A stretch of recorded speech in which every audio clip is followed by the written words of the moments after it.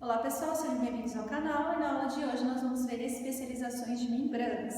Então a membrana plasmática, de uma célula para se ligar numa membrana plasmática de outra célula, precisa ter aí algumas especializações para formar então os tecidos.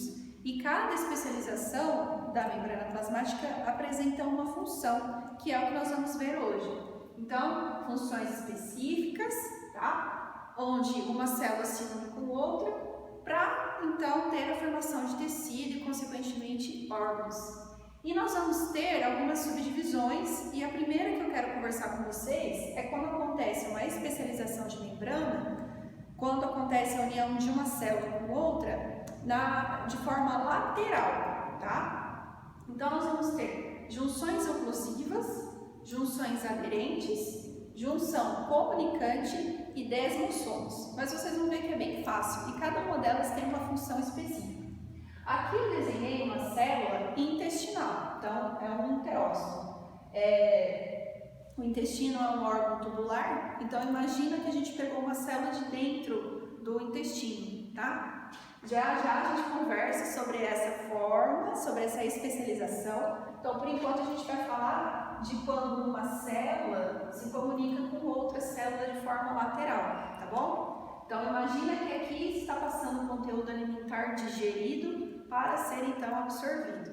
E para que o alimento possa ser absorvido de uma forma eficiente, precisa, então, dessas especializações de superfície lateral de uma célula com outra. Então, a primeira, que chama junção oclusiva, estou aqui, tá?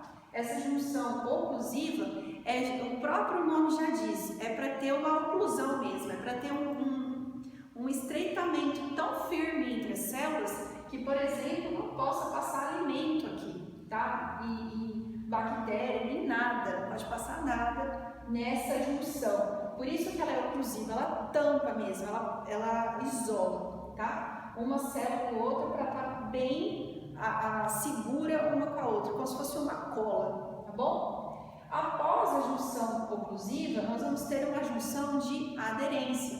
É um momento, então, que uma célula gruda com a outra, mas é um pouco parecido com a junção oclusiva. É que a junção oclusiva, pense como se você faz uma costura e amarra bem. Então, ela não tem nenhuma conexão aqui. As proteínas que vão fazer essa junção oclusiva, que agora não vem ao caso falar delas, nessa aula pelo menos, quais são as proteínas que formam essa junção, elas ficam muito grudadas, muito intrínsecas. Diferente um pouquinho da zona de aderência, que é como se fosse um clips. Ele apenas junta, digamos assim, uma membrana plasmática com outra, enquanto essa aqui tem que ser uma cola mesmo, tá? E aí, a junção comunicante é muito legal porque é como se fosse um cano, poros, orifícios que vão conectar, então, o citoplasma dessa célula com o citoplasma dessa outra célula. Então, as células se comunicam. É uma forma de você lembrar para que serve uma junção comunicante, tá? É que aqui não vai ser um trânsito tão livre, vai passar moléculas, vai passar alguns íons, um pouco do citoplasma, mas assim, não entenda que é uma rodovia passando carro, né? Ela vai passar um pouco fluxo de substâncias de um citoplasma para outro, mas não é assim tão rápido, tá? Vão passar algumas moléculas pequenas, como íons, e algumas proteínas, mas no geral existe uma comunicação entre os citoplasmas celulares, ok? E no caso dos desmossomos, a gente pode fazer uma analogia com um botão de pressão, onde nós temos um botão em forma de disco na membrana plasmática de uma célula, outro botão em forma de disco na membrana plasmática da outra célula e eles se grudam. Só que lembrando que aqui existe um espaço intracelular que é muito significativo para alguns processos da biologia celular, que agora nessa aula não vem ao caso, mas é importante esse espaço entre as membranas de uma célula e outra e a conexão do desmossoma, a conexão que o desmossoma traz de uma célula para outra.